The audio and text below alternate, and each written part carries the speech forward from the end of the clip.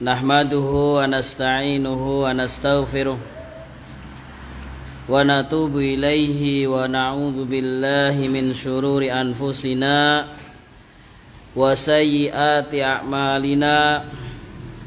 Man yahdihillahu fala mudhillalah wa man yudlil fala hadiyalah. Asyhadu an la ilaha illallah wahdahu la syarikalah wa asyhadu anna Muhammadan abduhu wa rasuluh. Qala Allah Ta'ala, ya ayyuhalladzina amanu taqullaha haqqa tuqatih wa la tamutunna illa wa antum muslimun.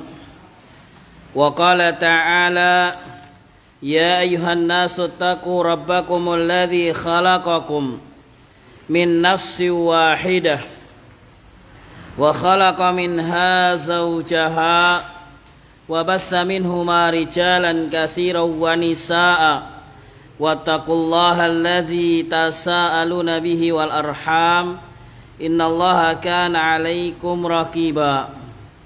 Ya ayyuhalladzina amanu taqullaha wa qulu qawlan sadida yuslih lakum a'malakum wa yaghfir lakum dhunubakum wa man yuti'illaha wa rasulahu faqad faza fawzan 'azima. Amma ba'du, fa inna asdaqal hadithi kitabullah wa khairal huda huda nabiyina Muhammadin sallallahu alaihi wasallam wa syarral umuri muhdatsatuha fa inna kulla muhdatsatin bid'atun wa kulla bid'atin dhalalah wa kulla dhalalatin finnar. Ma'asyiral muslimin, jamaah sekalian rahimani wa rahimakumullah, a'azzani Allah wa iyyakum jami'an.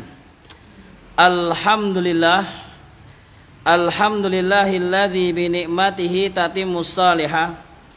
Di malam hari yang mulia ini Allah Subhanahu wa taala masih memberikan kesempatan kepada kita semuanya, masih mengizinkan kepada kita semuanya untuk melanjutkan daripada aktivitas kita setiap malam Jumat pertama. Seharusnya dikarenakan rolling ada udzur di malam Jumat pertama sehingga harus pada malam hari ini. Jamaah sekalian rahimani wa rahimakumullah, Allah Subhanahu wa taala akan memberikan senantiasa kepada kita tambahan nikmat apabila kita selalu bersyukur dan bersyukur. Namun nyata-nyatanya Allah pun menyindir kita semuanya bahwasanya hamba-hamba Allah yang mau mensyukuri nikmat yang dikaruniakan, yang mau mensyukuri nikmat yang telah diberikan, hanyalah segelintir manusia, hanyalah segelintir hamba-hamba Allah yang mau bersyukur.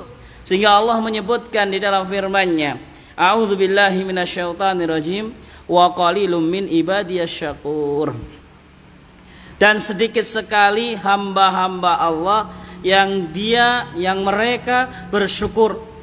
Semoga Allah Subhanahu wa taala menjadikan kita semuanya termasuk pribadi-pribadi yang pandai-pandai bersyukur atas segala nikmat dan karunia Allah Subhanahu wa taala.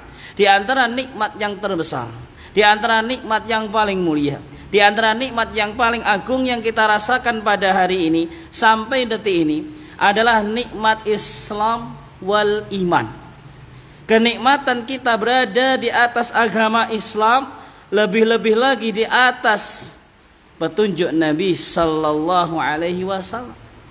Ini merupakan nikmat yang tiada taranya, nikmat yang tiada duanya.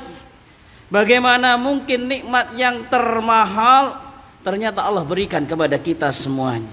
Yang ketika kita belajar sirah setiap malam Jumat pertama kecuali malam hari ini, bahwasanya perjalanan Nabi SAW ketika menyampaikan dakwah, ketika menyampaikan risalah, kita bisa melihat bahwasanya justru mereka yang menerima dakwah beliau dibandingkan dengan mereka yang menentang dakwah beliau adalah lebih banyak yang menentang dakwah beliau sallallahu alaihi wasallam.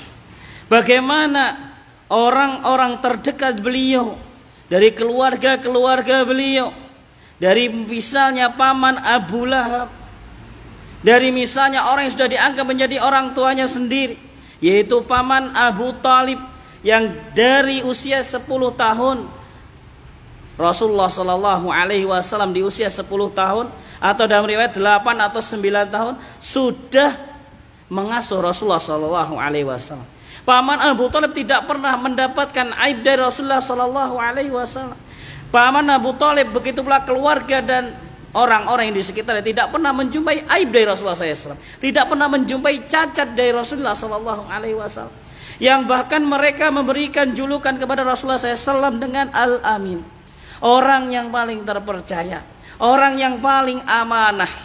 Namun ternyata ketika Allah angkat beliau SAW menjadi Rasul, mereka yang menyaksikan kepribadian Rasulullah Sallallahu Alaihi Wasallam di 24 jamnya selama bertahun-tahun, bahkan berpuluh-puluh tahun, Allah tidak mengizinkan mereka mendapatkan hidayatul Islam.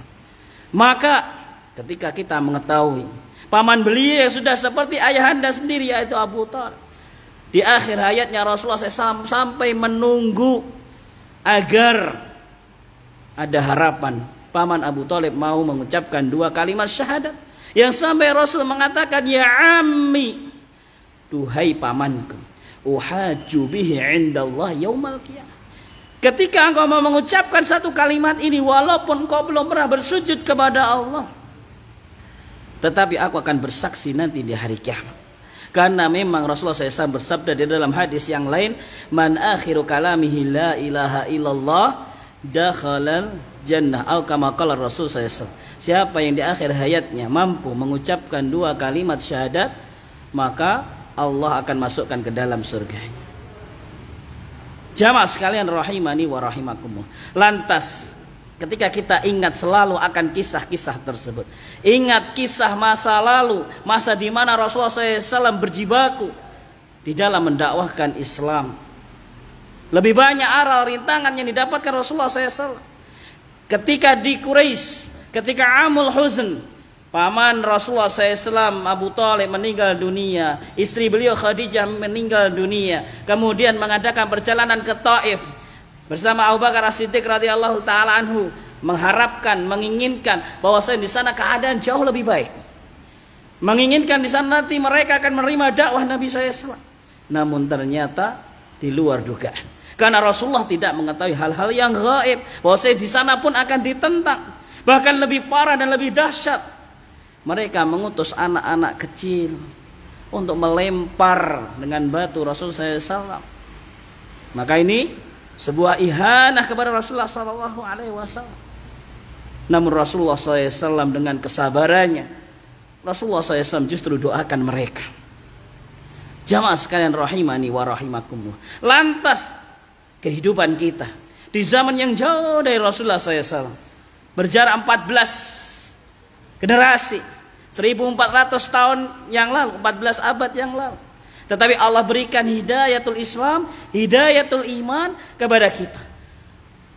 Maka sudah sangat dan sangat sepantas kita bersyukur kepada Allah Subhanahu wa taala, agar Allah Subhanahu wa taala benar-benar memberikan Islam ini, memberikan iman ini kepada kita hingga akhir hayat kita, sehingga sejalan dengan firman Allah dan wasiat Allah, wala tamutunna illa wa antum muslimun. Jangan sampai kalian meninggal dunia kecuali dalam keadaan beragama Islam di atas petunjuk alaihi wasallam.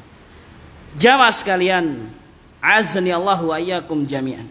Salawat dan salam teraturkan kepada Nabi kita, Nabi Muhammad sallallahu alaihi wasallam, kepada keluarganya, kepada para sahabatnya, kepada orang-orang yang mengikuti petunjuknya, mengikuti hadis-hadisnya hingga hari kiamat.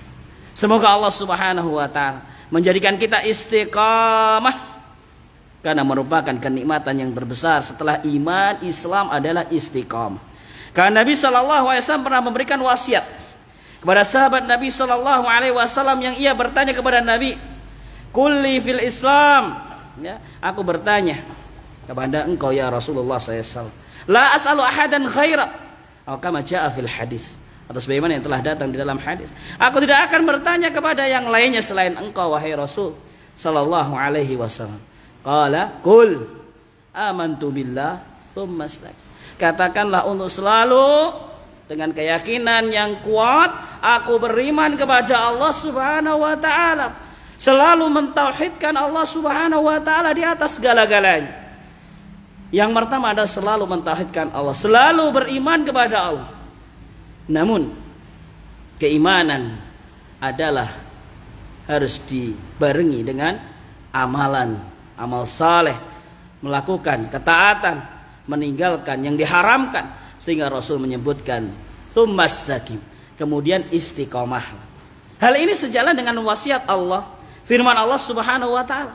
Ketika Allah Subhanahu wa taala berfirman, Bismillahirrahmanirrahim, wal 'asr innal insana lafi khusr. Demi waktu, demi masa, demi waktu sholat asar, manusia benar-benar dalam keadaan bailit, dalam keadaan merugi.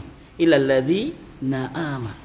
Kecuali mereka yang pertama adalah orang-orang yang beriman. Tidak sampai di situ semata. Wa amilus shalihat. Karena sejatinya orang yang beriman harus dia buktikan keimanannya adalah dengan senantiasa menjaga kewajiban, menjaga ketaatan, dan meninggalkan larangan-larangan Allah Subhanahu wa ta'ala. Karena hakikatnya takwa adalah amal saleh, yaitu menjaga, melakukan, melaksanakan kewajiban, dan meninggalkan larangan-larangan yang dilarang. Ma'asyiral muslimin rahimani wa rahimakumullah. Semoga Allah Subhanahu wa taala benar-benar memberikan kenikmatan kepada kita untuk senantiasa mutaba'ah, mengikuti jalan hidup Rasulullah sallallahu alaihi wasallam hingga akhir hayat kita. Allahumma. Jamaah sekalian, melanjutkan pembahasan sirah yang telah kita bahas terakhir masih seputar pembahasan perang Badar. Perang yang pertama di dalam Islam. Perang yang sejatinya sudah dijelaskan bahwasanya peperangan tersebut diawali bukan dari Rasulullah SAW, bukan dari kubu kaum muslimin. Kenapa? Karena perang Badar Kubra itu Rasulullah SAW berangkat bukan untuk berperang pada awalnya, pada asal muasal. Rasulullah SAW mengajak para sahabatnya untuk mengambil hak mereka, yaitu apa? Ingin mencegat kafilah dagang Quraisy. Kenapa? Ini bukan bentuk kezaliman, karena orang Quraisy yang lebih dahulu zalim kepada mereka. Karena kaum muslimin yang hijrah ke Madinah, mereka tidak boleh membawa harta mereka. Bahkan sebagian dari mereka tidak boleh membawa pasangan mereka. Di antara yang disebutkan adalah bagaimana kisah perjalanan hijrahnya Abu Salamah. Hijrah ternyata ditahan dan pada akhirnya harus meninggalkan Ummu Salamah dan keluarganya. Dan yang lain-lain. Ada seorang sahabat misalnya seperti Abdurrahman bin Auf, seorang sahabat seperti Umar bin Khattab, seperti Abu Bakar As-Siddiq. Mereka termasuk orang-orang ya kaya pada waktu itu. Namun tidak membawa hartanya harus ditinggal di Makkah. Ma'asyiral muslimin rahimani wa rahimakum. Sesungguhnya perjalanan Rasulullah SAW untuk mengadakan kafilah dagang tersebut adalah untuk apa? Mengambil sebagian daripada harta kaum muslimin yang telah disita mereka. Kemudian ternyata ya, pemimpin daripada kafilah dagang yang bernama siapa? Abu Sufyan. Ya, mengetahui gerak-gerik tersebut, ya, bocor, ya, kemudian apa? Mengirimkan seorang utusan untuk memberitahu Quraisy. Yang pada waktu itu di antara pemuka Quraisy adalah Abu Jahal. Abu Jahal berangkat dengan 1.300 orang. Ya, sementara Rasulullah SAW bersama hanya sekitar 300 orang sekian. Di tengah perjalanan, ya, Umayyah, Abu Sufyan maksudnya, Abu Sufyan mengirim utusan kembali, menyampaikan bahwasanya keadaan kafilah dagang mereka dalam kondisi aman. Karena ketika mengetahui pergerakan kaum muslimin, Abu Sufyan ya juga menjaga barang tersebut sehingga harus melewati jalan yang lain, bukan jalan yang seperti biasa dilewati. Sehingga aman, kafilah dagang aman. Tetapi rombongan yang di antara yang pemimpinnya adalah Abu Jahal tersebut, ya, Abu Jahal dengan sombongnya, dengan congkaknya, menginginkan melanjutkan perjalanan, ingin bertempur, ingin bertemu dengan kubu kaum muslimin yang dilihat sangat kecil. Mereka 1.300 orang, sementara dari kubu kaum muslimin sekitar 300 orang. Namun ternyata ada sebagian daripada orang-orang Quraisy tersebut balik kanan. Ya, sekitar 300 orang yang mereka menganggap bahwa barang dagangnya sudah aman, karena mereka berangkat adalah untuk menyelamatkan barang dagangannya atau kafilah dagangnya. 300 orang balik, sehingga tinggal 1.000 orang bersama Abu Jahal melanjutkan perjalanan dengan kecongkaan, kesombongan dan yang lain-lainnya, dan menunjukkan kekuatan, ya. Mereka yakin dengan keyakinan yang pasti, ya, bahwa mereka akan menang nanti di medan pertempuran dan akan menghancurkan, ya, musuhnya, yaitu Nabi kita Nabi Muhammad bersama para pasukannya, bersama para sahabatnya. Jamaah sekalian rahimani wa rahimakumullah. Dan akhirnya terjadilah, pecahlah pertemuan dua kubu tersebut. Yang sebelumnya perlu disampaikan kembali bahwasanya Rasulullah SAW sebenarnya tahu bahwasanya, ya, kafilah dagang yang diinginkan Rasulullah bersama para sahabatnya ini sudah lepas dari harapan. Ya, lepas dari harapan, yang di depan bukan lagi kafilah dagang.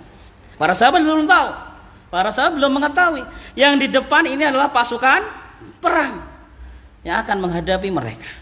Maka para sahabat, ya, dikumpulkan Rasulullah SAW. Kemudian, ya, Rasulullah SAW ingin mendengarkan jejak pendapat, ya, dari beberapa sahabat mulianya. Di antaranya Rasulullah SAW mendengar dari sahabat Abu Bakar, kemudian mendengar dari sahabat Umar, dan kemudian setelah sahabat Abu Bakar dan Umar, kemudian sahabat Mikdad, dan mereka semua dari Muhajirin. Mereka semua dari Muhajirin. Yang mana sahabat Mikdad sampai membaca firman Allah Subhanahu wa taala, sesungguhnya kami bukan seperti Bani Israel yang ketika diajak berperang oleh nabinya mengatakan, a'udzubillahi minasyaitonirrajim, idhab anta wa rabbuka faqatila inna hauna qa'idun. Berangkat, panjenengan berangkat, ya, Nabi berangkat, kita di sini saja duduk-duduk menunggu nabinya suruh berperang. Mikdad mengatakan, kita bukan bangsa yang seperti itu. Kita akan bersama wahai Rasulullah kemanapun engkau melangkah. Abu Bakar, Umar, Mikdad memberikan semangat baru bagi Rasulullah SAW bahwasanya mereka nanti akan bersama Rasulullah SAW. Namun kelihatannya Rasulullah SAW ingin mendengar jejak pendapat dari yang lain. Maksudnya apa? Dari sahabat yang lain. Maksudnya apa? Karena di Madinah kaum muslimin, ya, menjadi dua istilah. Yang tadi tiga tadi adalah orang-orang Muhajirin, sementara orang Yasrib, orang Madinah asli, yaitu orang-orang Ansar. Maka melihat, ya, keadaan seperti itu, sahabat Sa'ad bin Mu'ad, ya, mengatakan, memberikan dukungan kepada Rasulullah Sallallahu Alaihi Wasallam, yang kurang lebihnya menyebutkan bahwa kami dari orang-orang Ansar juga ikut penuh akan bergabung dengan Rasulullah Sallallahu Alaihi Wasallam.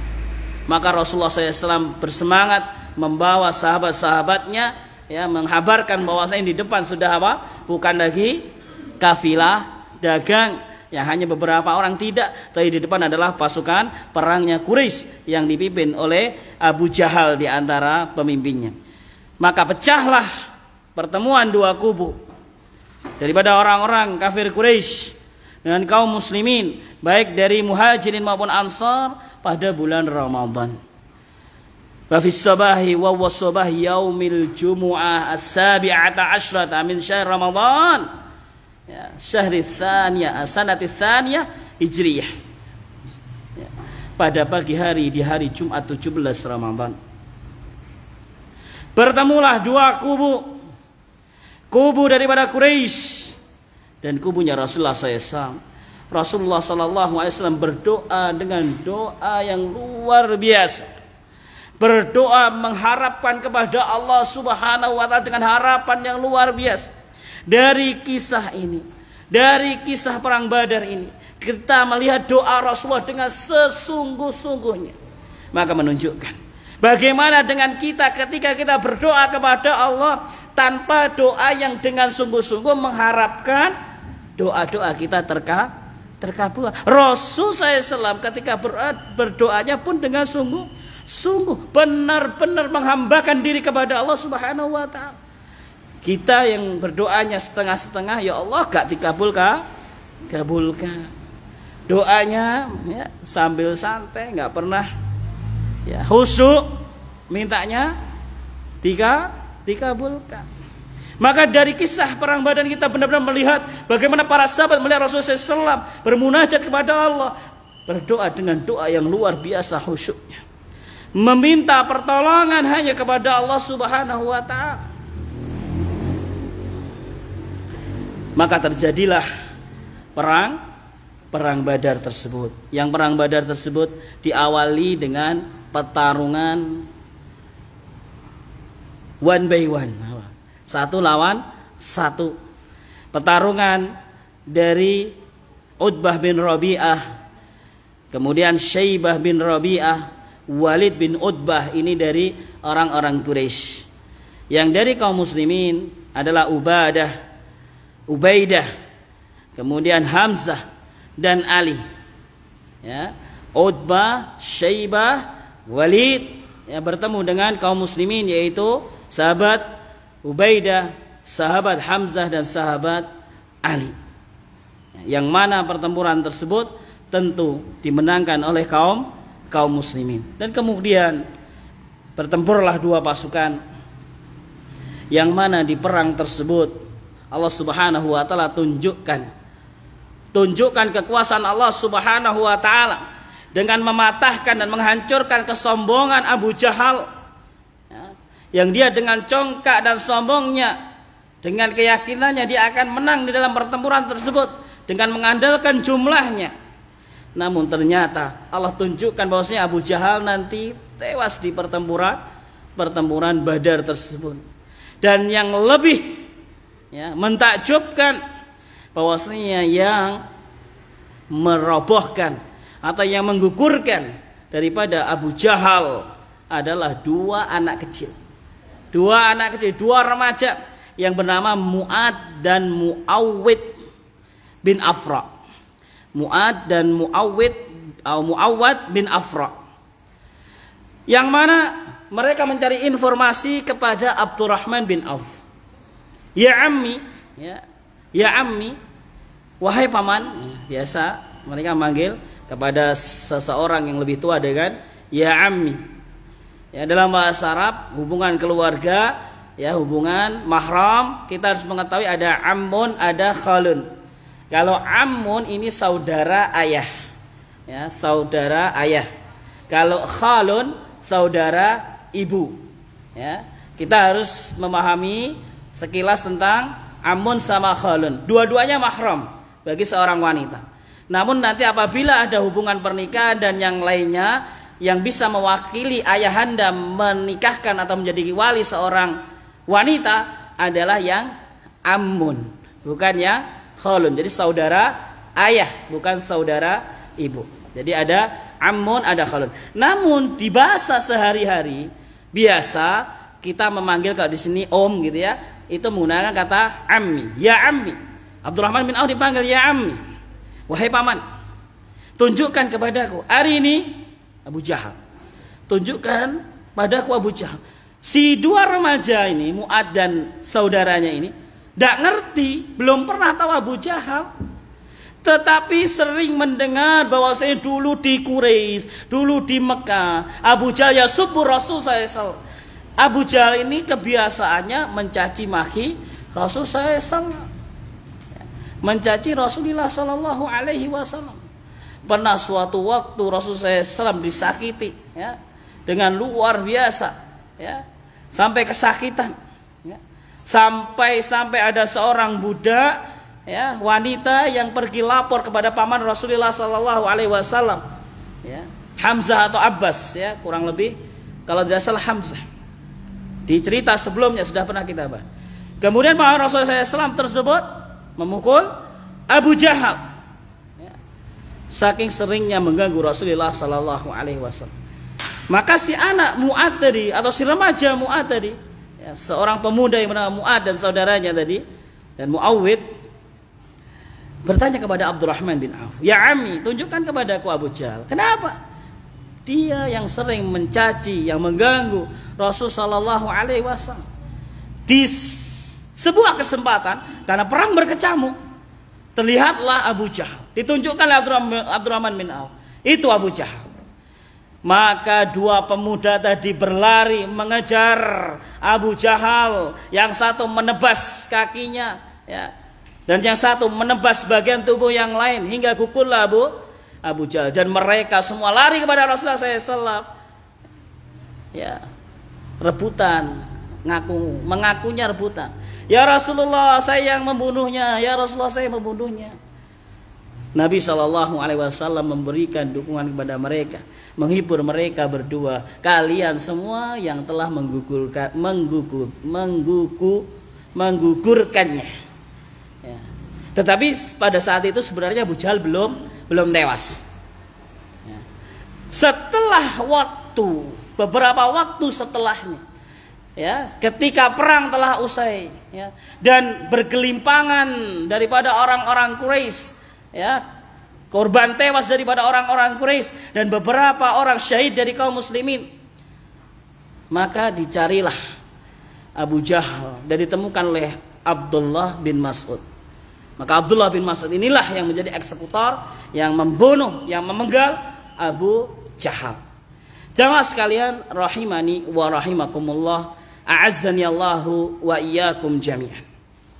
Kemudian setelah tewasnya Abu Jahal, yaitu Yaumul Furqan atau Yaumal Furqan, perang Badar ini memberikan faedah yang luar biasa kepada kita semua, bahwasanya hari itu benar-benar hari yang disebut hari Al-Furqan, yang membedakan mana yang hak dan mana yang batil, mana yang muslim dan mana yang kafir. Karena hadhil ma'rakah bainal kufri wal iman. Adalah perang ini, perang Badar ini benar-benar pertempuran yang memisahkan dua kelompok, memisahkan dua golongan, memisahkan dua kubu iman dan kubu kufur. Qatala fiha ar-rajulu ammuhu, qatala fiha ar-rajulu ammahu wa abahu. Sampai-sampai di dalam pertempuran Badar ini kita tidak bisa melihat sungguh banyak sekali contoh-contoh yang kalau secara hati nurani dipertaruhkan maka tidak akan terjadi. Tetapi karena ini pertempuran antara iman dan kekufuran, maka terjadilah sesuatu yang mungkin kita tidak pernah membayangkan. Yaitu apa? Qatala fiha ar-rajulu ammahu wa abahu. Terjadi pertempuran waktu itu antara seseorang yang dia harus berhadapan dengan pamannya, bahkan berhadapan dengan bapaknya, wabnahu wa akhahu, bahkan dia berhadapan dengan anaknya sendiri, dan juga berhadapan dengan saudara-saudara. Wahalahu, begitu pula berhadapan langsung dengan paman. Kalau yang ammuhu tadi berarti berhadapan dengan paman dari saudara ayah. Wahalahu berarti berhadapan dengan paman dari saudara ibu. Berhadapan-hadapan. Ya. Kalau secara hati nurani, lo bapakku. Secara hati nurani, lo pak lekku. Secara hati nurani, anakku. Tetapi bainal kufri wal iman, maka benar-benar membuktikan bagaimana pada waktu itu keimanan yang berbicara dan mereka, ya, kufur daripada Abu Jahal, kekafiran yang berbicara.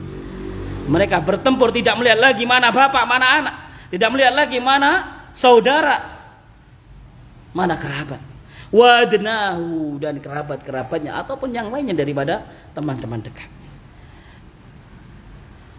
Qutila fiha atau qatala fiha Umar bin Al-Khattab radhiyallahu anhu khalahu Al-As ibn Hisham. dicontohkan oleh Al-Musannif, ya, sahabat besar Khalifah Umar berhadapan langsung dengan saudara ibunya, yaitu Al-As bin Hisham. Umar pun menewaskannya. Wajah fiha Abu Bakrin ibnahu Abdurrahman. Bahkan sahabat yang terbaik, sahabat Rasulullah SAW yang paling mulia, yang mendampingi Rasulullah SAW dimanapun berada, sahabat Abu Bakar di perang Badar harus bertemu dengan siapa? Bertemu dengan putranya sendiri yang namanya Abdurrahman. Jamaah sekalian rahimani wa rahimakumullah, azani Allah wa iyyakum jami'an. Wa asarra fiha al-muslimun al-Abbas, dan menawan, ya, keluarga Rasulullah SAW al-Abbas, wa huwa ammu Rasulullah sallallahu alaihi wasallam. Tidak pilih kasih, ini pamannya Rasulullah SAW, ya, menjadi tawanan, tidak dilepaskan oleh kaum muslimin. Fasummiya dzalikal yaum biyaumil furqan. Maka pada hari itu, dengan kejadian perang Badar tersebut, dengan kejadian seperti dicontohkan, ya, tidak lagi melihat, ya, darah, tali silaturahimnya, ini benar-benar antara kufur dan iman, maka disebut dengan Yaumal Furqan, hari yang membedakan mana yang hak dan mana yang batil, mana yang benar dan mana yang salah. Wa huwa yaumu badrin, itulah hari Badar, al-yaum sabi' asyara min syahr Ramadan, pada tanggal 17 Ramadan pada tahun 2 Hijriah, tepatnya pada hari Jumat. Ayyul ikhwah wal akhwat, jamaah sekalian rahimani wa rahimakumullah, azani Allah wa iyyakum jami'an. Berikutnya adalah qatlal fariqaini. Kita melihat dari korban dua kubu, yang tewas dari kubu Abu Jahal dan yang syahid dari kubu kaum muslimin, baik dari muhajirin maupun ansar. Secara singkat, jamaah sekalian rahimani wa rahimakumullah, Allah Subhanahu wa taala menunjukkan kekuasaannya yang luar biasa. Bagaimana, ya, pasukan Rasulullah sallallahu alaihi wasallam adalah 1:3, 300 sekian orang, ya, melawan 1000 orang. Setidaknya satu orang melawan 3 orang, kurang lebih demikian. Namun ketika kita melihat qatlal fariqain, korban, maka yang tewas dari kubunya Abu Jahal 5 kali lipat daripada yang syahid dari kaum muslimin. Qad qutila fi hadhil ma'rakah 14 rajulan minal muslimin. Pada pertempuran ini, pertempuran Badar ini, dari kaum muslimin, ya, syahid 14 orang. Sittatun minal muhajirin wa thamaniyatun minal ansar. 6 dari orang-orang muhajirin dan 8 dari ansar. Jadi 6 ditambah 8. 6 dari muhajirin, 8 dari orang-orang ansar. Wadufinu fi sahati Badr, dan mereka semua 14 orang tersebut dimakamkan langsung di wilayah Badar tersebut. Naam. Wa maqabiruhum la tazalu ma'rufah, dan, ya, tempat peristiwa dimakamkan mereka para syuhada Badar menjadi tempat yang selalu dikenang. Amal musyrikun faqutila minhum sab'un. Adapun orang-orang musyrik kubunya Abu Jahal, ya, tewas, ya, minhum sab'un, 70 orang, wa usarru sab'un, bahkan dan ditawan, jadi pasukan yang ketinggalan, yang cacat tinggal lari, ya, ataupun yang sudah tidak bisa lari, akhirnya kan ditawan. Setelah pertempuran selesai oleh kaum muslimin, yang ditawan pun 70 orang. Jadi kerugian pasukan yang didapatkan oleh kubunya Abu Jahal, tewas 70 orang, ditawan 70 orang. Wa mu'dhamuhum kanu minas sanadid wa qad jita 24 min sanadi wa qad fi kulli bi'r wa bi muhim fi Badr. Begitulah kubu dari Abu Jahal, 70 orang tewas dan 70 orang ditahan. Jadi perbandingannya 70 dengan 14 persis 1/5 ya, 1/5 karena 70 dibagi 14 adalah 5. Dari kaum muslimin 1, dari orang musyrikin 5 plus 70 tawanan. Jamaah sekalian rahimani wa rahimakumullah. Kemudian wa qama Rasulullah SAW fi Badrin ya, thalathata ayyamin, Rasulullah bertahan di wilayah Badar selama 3 hari. Selama 3 hari. Kemudian Rasulullah sallallahu alaihi wasallam ya, mencari pertimbangan kepada para sahabat, di antaranya kepada sahabat Abu Bakar dan sahabat Umar ya, yang mana dalam hal ini Rasulullah SAW condong kepada pendapatnya Abu Bakar As-Siddiq radhiyallahu taala anhu berkenaan dengan tawanan. Berkenaan dengan tawanan. Bagaimana tawanan ini untuk kisah selanjutnya mau diapakan? Karena pada dasarnya mereka itu kalau bisa membantai kita, membunuh kita ya membunuh kita. Karena tidak kesampaian menjadi tawanan, dia sudah bertempur melawan kita. Kalau dia tidak melawan kita, tentu dia tidak berangkat, ikut 300 orang yang kembali. Maka dua perbedaan pendapat yang signifikan antara Abu Bakar As-Siddiq dengan Umar bin Khattab radhiyallahu taala. Abu Bakar As-Siddiq memberikan ide usulan kepada Rasulullah sallallahu alaihi wasallam dengan memberikan denda atau fidyah, yang mana dendanya bertingkat-tingkat mulai 4.000 min arba'ati alaf ila salasati alaf ila alfi dirham. Mulai 4.000 dirham, ada yang 3.000 dirham, yang paling murah adalah 1.000 dirham ya. Bahkan nanti dikisahkan ada sebagian beberapa orang yang dibebaskan karena suatu hal ya. Tadi saya mencari hitungan, 1 dirham itu kurang lebih 3 juta sekian ya, hampir 3.900.000 1 dirham. Kalau 1.000 dirham ya, kalau 1.000 dirham 1.000 kali 3 juta berarti ya 3 miliar. 3 miliar. Kalau 4.000 dirham berarti kurang lebih 12.000 miliar. Di sini ada sesuatu yang saya garis bawahi. Di antara keputusan yang diambil Rasulullah sallallahu alaihi wasallam. Oh ya, itu tadi adalah keputusan yang diusulkan oleh Abu Bakar As-Siddiq radhiyallahu taala. Adapun Umar radhiyallahu taala berbeda.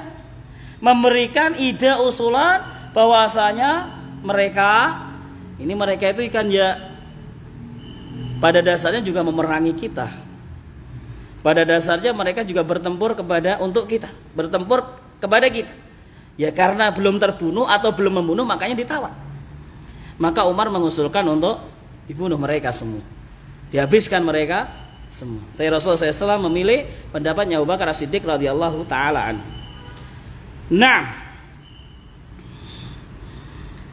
di antara mereka dari tawanan tersebut Rasulullah SAW ada yang diberikan tebusan berupa wa man kana minhum yaqra'u wa yaktubu faja'ala fidyatahu an yu'allima asyrata ghilmanin minal muslimin. Bagi tawanan-tawanan yang mereka adalah pandai membaca dan pandai menulis ya, maka cukup fidyah mereka akan dibebaskan fidyah atau tebusan tawanan, dan mereka nanti akan ya tertebus ya dengan apa? Dengan mengajarkan kepada anak gilman minal muslimin, anak-anak kaum muslimin, tiap 1 orang sama dengan 10 orang. Yaitu kalau ada 1 orang yang bisa membaca dan menulis dan bisa mengajarkan, maka dia bisa mengajarkan 10 anak kaum muslimin. 10 anak kaum muslimin. Padahal kalau membayar fidyah tadi setidaknya berapa? 1.000 dirham. Nggih. 1.000 dirham. Ya tadi Kita coba otak-atik, bukan otak-atik, coba dirumuskan. Pembebasan dengan harta tadi kan 4.000 dirham, 3.000 dirham, ya 2.000 dirham sampai 1.000 dirham. Anggaplah 1.000 dirham. 1.000 dirham, ya. Seorang bisa terbebaskan 1.000 dirham dengan mengajarkan 10 anak membaca dan menulis. Berarti kalau mau matematika, berarti dia mengajarkan 10 anak sama dengan 1.000 dirham. Lah 1.000 dirham sekitar 39 juta. Jadi ngajar 10 anak bayarnya 39 juta. Nah, berarti tinggi sekali. Di sini juga bisa diambil ibrah, diisyaratkan kepada kita semuanya, ya, pentingnya atau mulianya atau bedanya antara orang yang berilmu dengan orang yang tidak berilmu. Rasulullah SAW walaupun orang kafir di sini, tawanan kafir di sini, ya, diberikan, ya, pembebasan pembayaran fidyahnya, ya. Bukan fidyah, ya, dari tadi saya ngomongnya fidyah, ya. Nasallahu alaihi wa rabbi sholli sadri wa yassir li amri wahlul 'uqdatam min lisani yafqahu qawli. Bukan fidyah tapi diat. La haula wala quwwata. Diatnya jadi denda tebusan perang namanya diat, bukan fidyah. Kalau fidyah, ya, enggak bisa puasa bayar fidyah. Diat, ya, mirip tulisannya, ya. Fadiyatuhu, saya bacanya fidyah. Fadiyatuhu, ya, diatnya. Jadi seorang yang bisa mengajarkan membaca dan menulis, diatnya cukup mengajarkan 10 orang. Sementara ada yang didenda tadi berapa? Sekitar 1.000 dirham. Yang 1 dirhamnya 3.900.000 kurang lebih.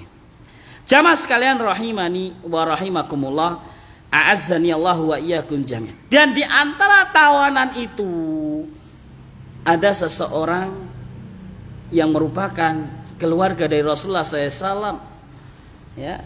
Dia adalah Abul As. Dia adalah Abul As. Suaminya Zainab, yang ditebus oleh Zainab dengan gelang atau perhiasan yang dulu itu warisan dari Khadijah bintu Khuwailid.